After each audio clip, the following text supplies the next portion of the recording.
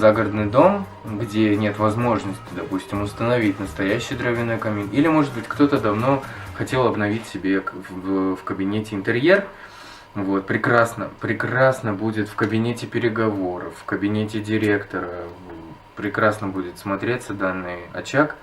Это вот действительно хорошая замена, хорошая альтернатива дровяному настоящему камину, но этот камин не греет. Вот именно этот камин OptiV, он не греет. OptiV Fire не греет, у него нет обогрева.